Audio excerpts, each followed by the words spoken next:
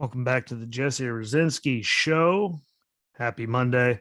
I know we all hate Mondays, but still, happy Monday to everybody. Are some stuff that I saw over the weekend, stuff that did happen over the weekend to talk about.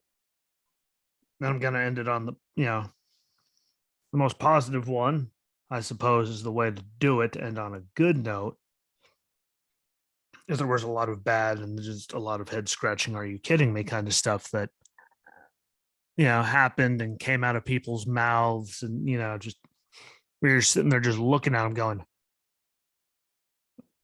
with your jaw on the floor going, like, are you serious? Like, are you really, really saying that right now?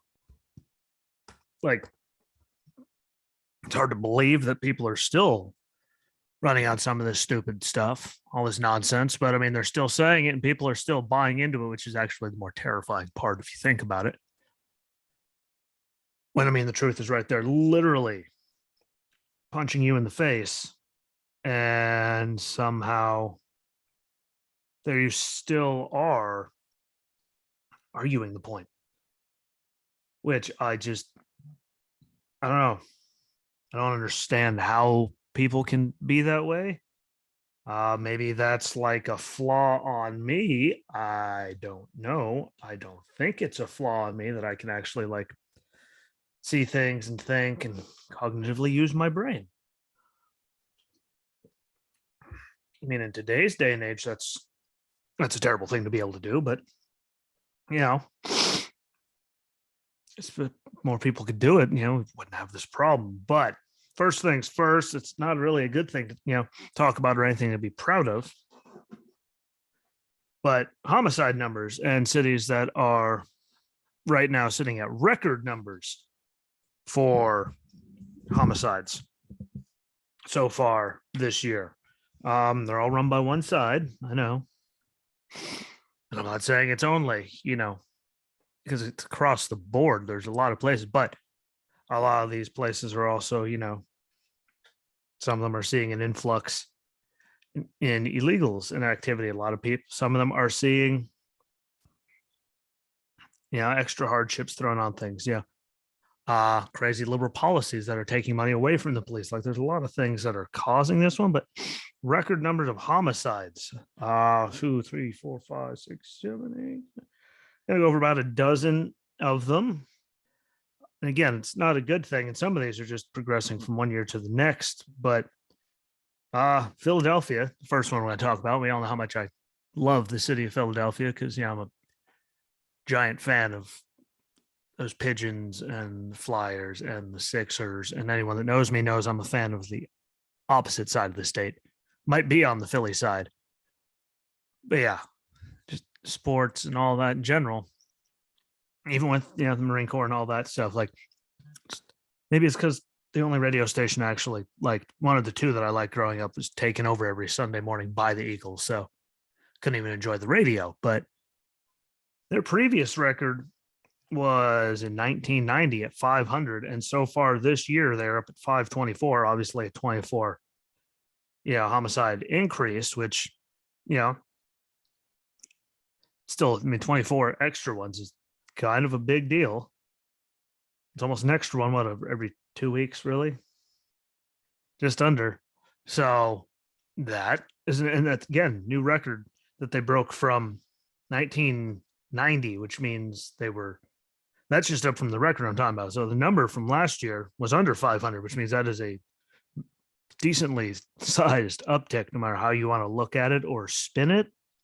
And there's a lot of people spinning it, but people that are spinning it, that's what they get paid to do, and that's all they know how to do, is to spin it. So that's what they're gonna do. I mean, that's all they have. But 24 over the record, which was set in 1990, is bad. In Indianapolis, their record was set last year, last year, 2020, which is 215, and then this year, so far the year isn't over, they're up at 246, which is a 31 increase. 31 extra homicides over the last year. Again, obviously there's a problem if this is happening, in so many places. Columbus, Ohio, record was last year 178, up 8 to 186 so far this year. Louisville, Kentucky, been there, loved it. Had some good times there in the Marine Corps doing stuff while I was at the schoolhouse. Well, tank school was still there before they got rid of tanks, but that was at 173 last year, and it's up to 188 so far this year. In 2020, also Baton Rouge, Louisiana. The record set last year was 128, and right now it's at 157, which is an increase of 29 since the record year last year, which again is showing that there probably should be like more police and stuff. But carry on through the numbers before I get into all of that. Albuquerque, New Mexico, record set in 2019 was 81. It upticked 22 to 103 so far this year. 2008 was the record in Tucson, Arizona. Hopefully I said New Mexico after Albuquerque. Who knows? Was at 79 though in 2008, and so far this year they're at 88, which is an uptick of 9. Austin, Texas. The record was set in 1984, 59, and it's up an additional 29 this year from that record at 88, which they did get rid of a lot of police officers and money there. Portland, we all hate them, but 1987 was the record at 70. They're up 13 to 83. They also took a lot of money. Rochester, saw what happened all that last year. Record was set in 1995 at 69. They're up 10 to 79. Toledo, this is a real shocking one. Like, this is a abysmal sign. Their record was set last year, and that was only down, at 31. And so far this year, they're up 33 to 64. So they have over doubled so far this year. I'm pretty sure they were one of those places where all hell broke loose last year because of a police-involved incident. I mean, I'm sure they did all kinds of measures, and well, here they are. And then St. Paul, Minnesota, again, right there. Record was last year, obviously, with everything going on there. 34, they're only up 1 to 35 so far this year. So, it's not all abysmal stuff, but I mean, a lot of those numbers are alarming, and they should be alarming. And if they're not alarming to you, then there's something wrong inside your head, because these aren't the only places where this is happening. There's a lot of places that are having, this happen, and lots of other crimes too. I mean, this is why I keep always saying that we need more policing, and a lot of people that you see on polls, like, we need just as much, if not more, policing. Yeah, there's reforms that can be done, but we just, as a society, we need to stop shutting down all of these idiots that make, victims out of the people, the perps in these cases, who did all kinds of bad things. And that's why they got in the situation in the first place. We didn't tell them to. And the stats are all there to confirm that we need more, because the places they've gotten rid of have gotten even worse. But yet there's still people pushing, like, Ilhan Omar, we all know I love. Yeah. She's from Minnesota. Like to get rid of them altogether and do a whole new thing. But when we've lowered it in a lot of places that they have, like, all things have gone up. Like, some petty stuff is down, but things are up. I mean, look at San Francisco and all the smashing grabs. Like, they're finally just talking to it. And then there's, Gascon, DA out in LA County, who's trying to make, like, I think I even heard, like, sexual crimes to include penetration, as like they have to apologize, and they like get some kind of like therapy to try to help, fix them for whatever, like, crimes up to penetration, legally penetrating someone, slap on the wrist. And there's some things like assault and stuff that apologize to the victim. Like, I'm sorry, I would want a lot more than an apology. And all this stuff is absolutely asinine. And it doesn't even really take common sense or a brain to figure it out. Like, this is just cut and dry. Like, hello, everyone should be able to figure it out. And the stats are all there, but yet they all just tell you, like, turn stuff off. And because that's the only argument they have on that side, and they continuously prove that. But those numbers right there, I mean, if it doesn't alarm you, I mean, all these places are setting records by a lot, and some have been decades long. Like Toledo, record they was set last year at 31. They're to 64 so far this year, which is over double. Like, that pretty much sum everything up.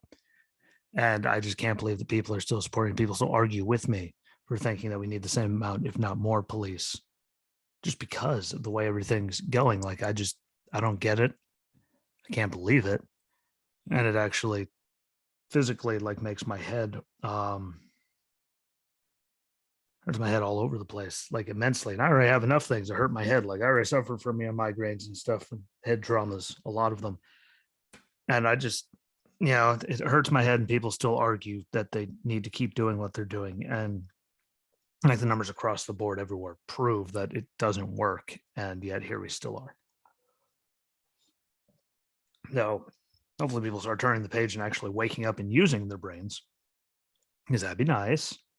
It would save all of us a very large headache, but I just don't get it.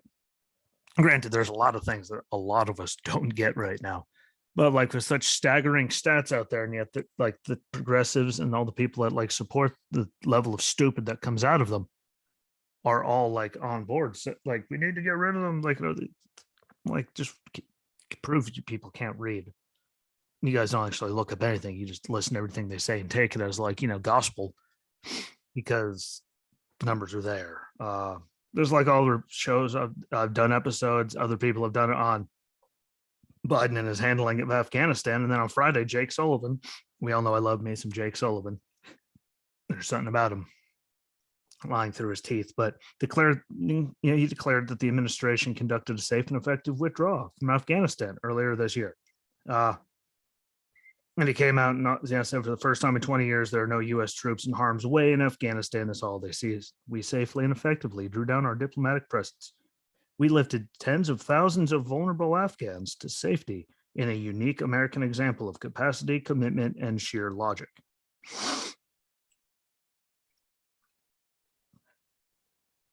The stats on all of that are the thing that,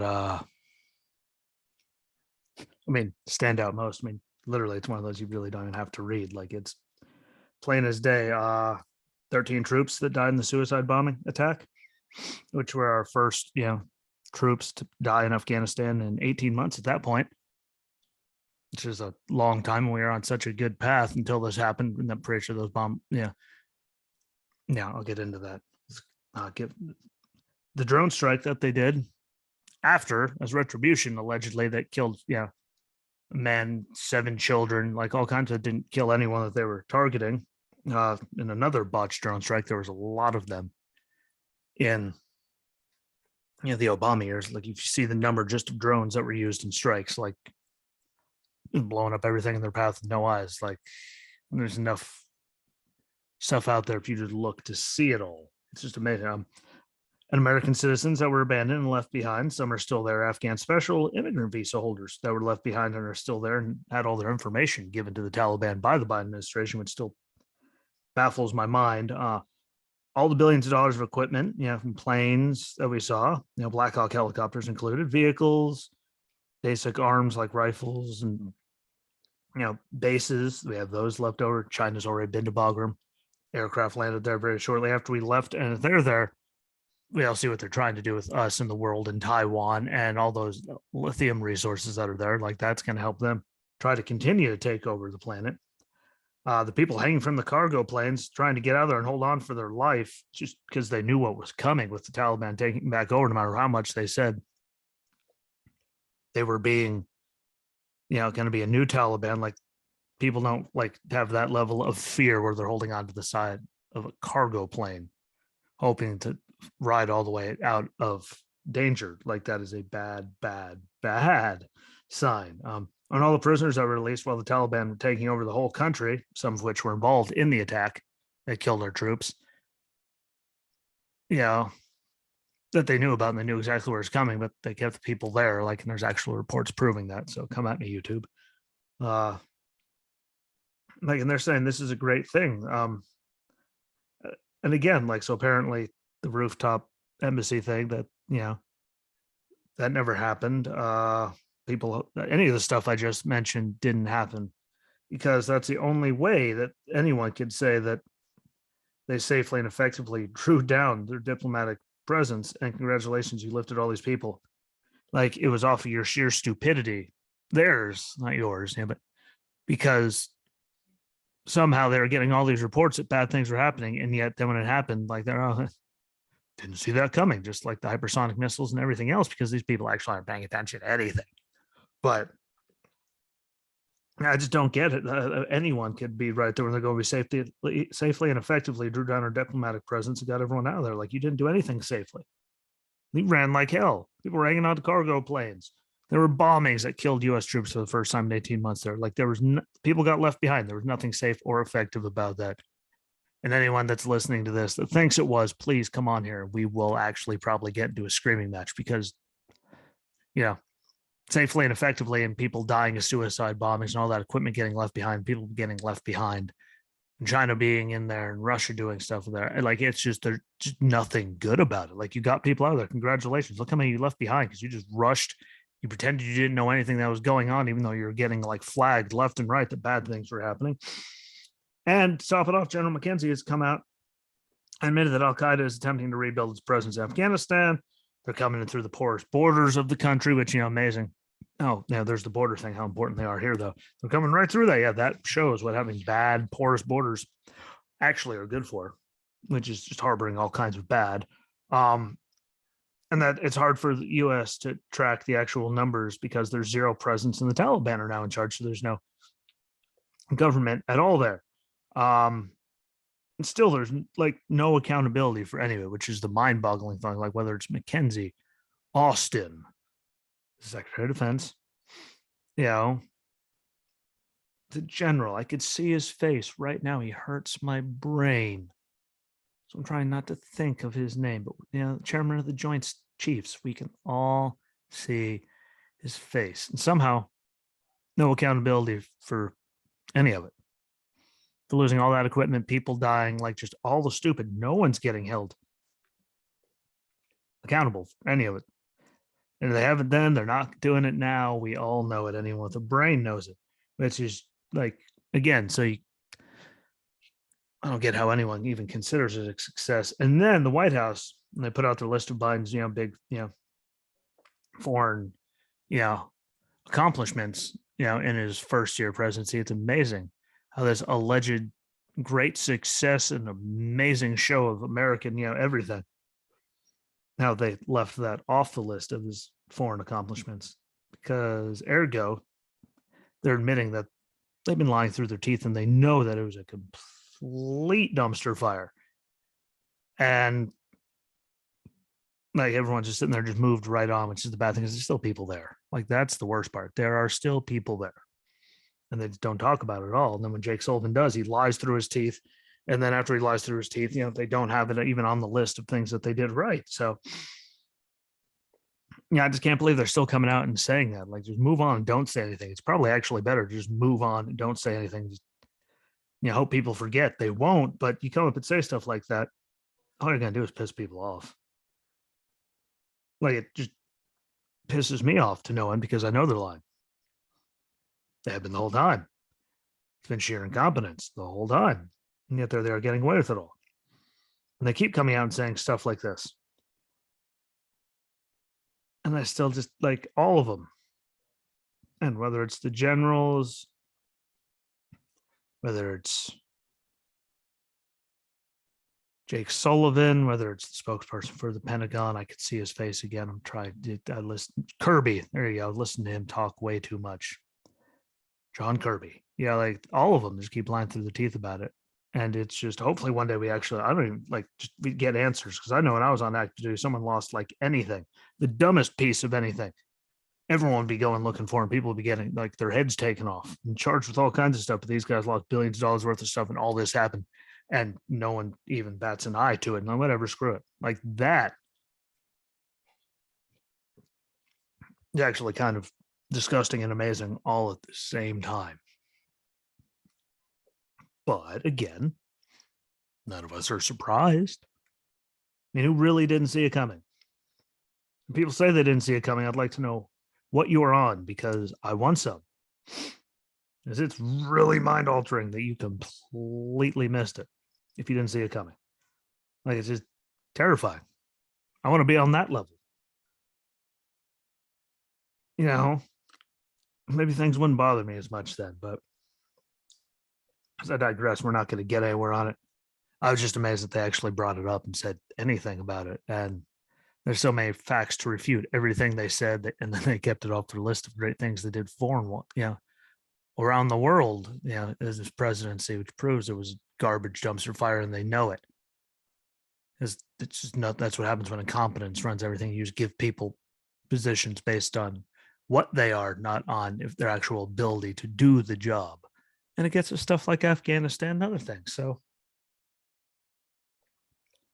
It's a shame, but it's the way it is. And to end it off on a good note, I said I would. It doesn't look like Build Back Better is going anywhere before Christmas, and all the progressives' heads are exploding.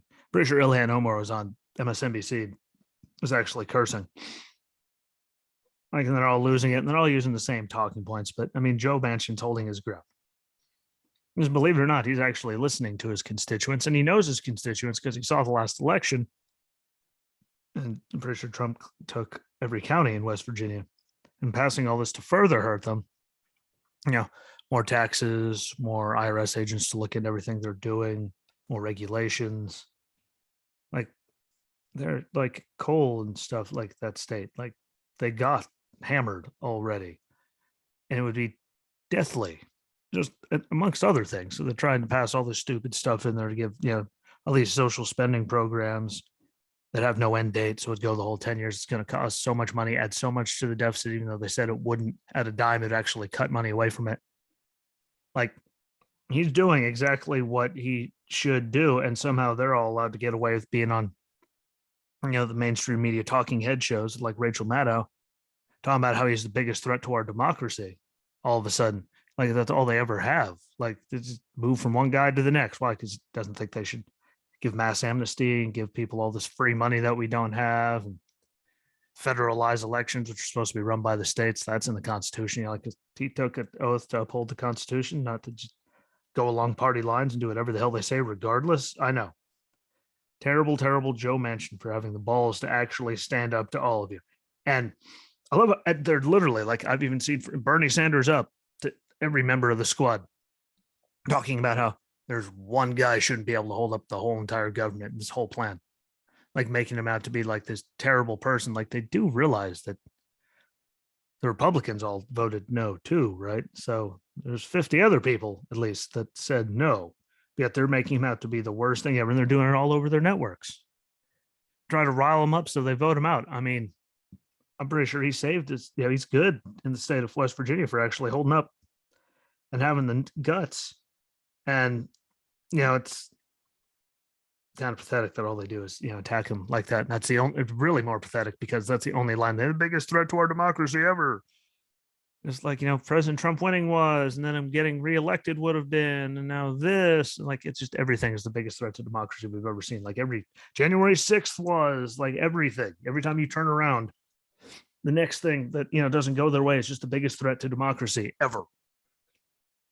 Like, trying to federalize all this stuff and mass amnesty and do all the stuff they're doing, that's acting bankrupting the country. Like, because we're way worse again than some countries where when they completely collapsed. Like, sooner or later the roof's got to fall off, and easily have the balls to stand up and take the stand, make the stand that everyone else should, because again, they take an oath to uphold the Constitution, not just to vote on whatever the party wants to save their career. Believe it or not, raise your right hand, say all kinds of fancy things about the Constitution.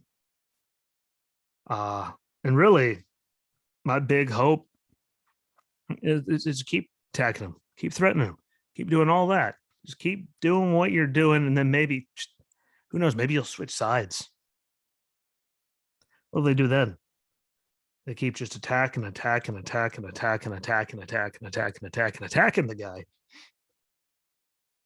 I mean, what happens if he suddenly switches parties? He's a Republican. Then it's no longer 50-50 where, if he votes along party lines with him for some stuff like he has, Kamala gets to come in and actually be useful as vice president. I mean, not doing anything to help me, but I've seen the way my life's gone, and my healthcare and the VA and everything's gone since, they took over. But, all she's good for really is just hurting people's heads, embarrassing people. Oh, and being the 50-50 tiebreaker. So if he switches over, that put the majority, 51-49 out of the Democrats' hands, and then they have nothing. And then literally nothing will pass. And there's they can't stop anything from passing and moving. So I don't understand their move and why they keep doing it, why they're going to keep attacking him, especially with the midterms and everything coming up. It's all basic common sense stuff, folks. Like, you've taken oath to uphold the Constitution. You get elected by your constituents. You listen to your constituents. You don't just vote down party lines. These are the way things used to go. And you should compromise.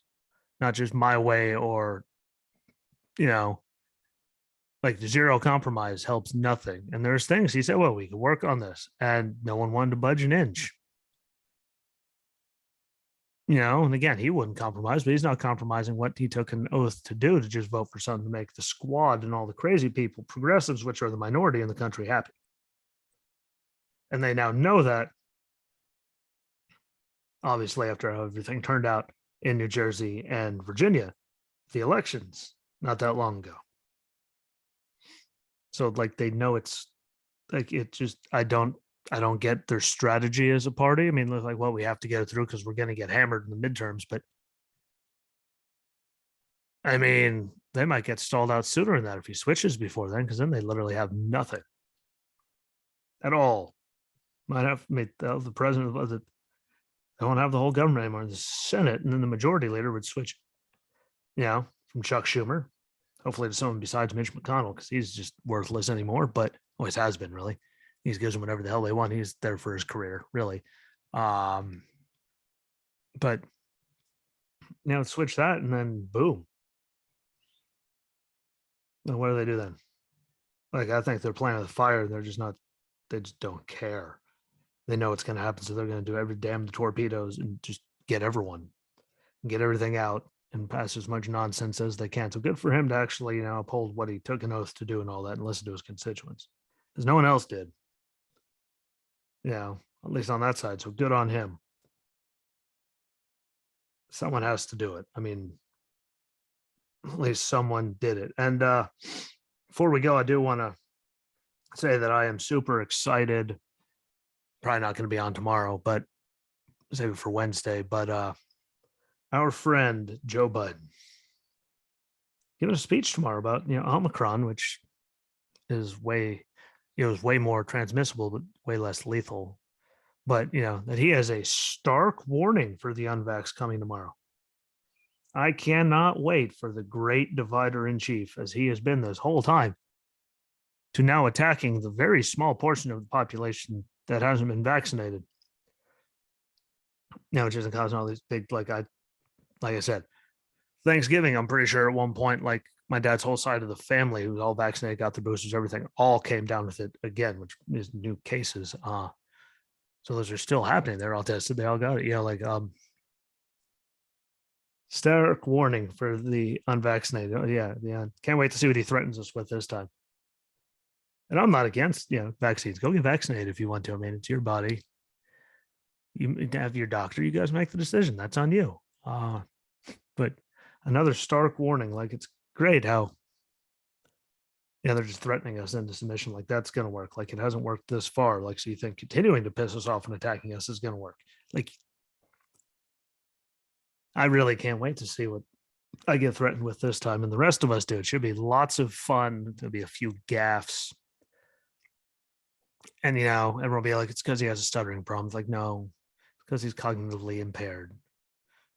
We all give him the benefit on when he stammers through things and he stutters through things, but there's very few of those, and very many he just can't read numbers and stuff like that. So, but yeah, I can't wait till he gets all angry and starts threatening the American people that he said he was going to bring together like 10 minutes ago.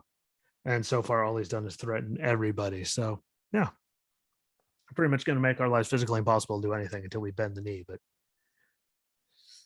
keep trying me, bro. I'm used to being threatened. If Ryan Marcy or James C. never see this, I mean, we used to run around at recess at Fairview Elementary as I was just running around chasing me, saying the words, beat the out of Jesse. You could fill in that blank. Like, that was the thing.